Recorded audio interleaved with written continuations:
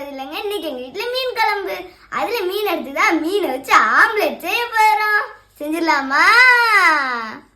செஞ்சிடலாமா? செஞ்சிடலாமா? என்னடா மொழி? நாட்டுக்கோழி முட்டை உடைச்சு ஊத்திக்கலாம். பொடி சாப்பிட்டு வெங்காயம் சேர்த்துக்கலாம். வீட்டுல உள்ள குழம்பு மீனை முள்ளு இல்லாம பிச்சு எடுத்திருக்கோம்.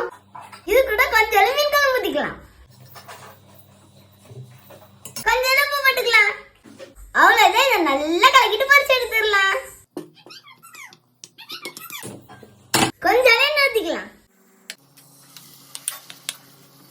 மிளகு தூளை தூவிக்கலாம். திருப்பி போட்டுடலாம். இந்த பக்கம் நல்லா வேகட்டும். நல்லா வெந்துருச்சு, எடுத்துடலாம்.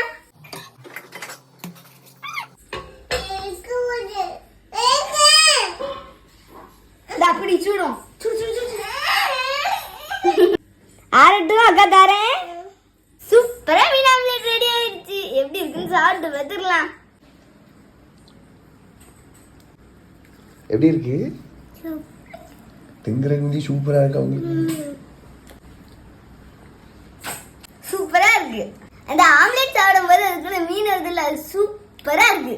அடுத்த வீடியோல பார்க்கலாம். பாய் பாய் சொல்லிடு. சாப்பிட பிஸியில இருக்கா?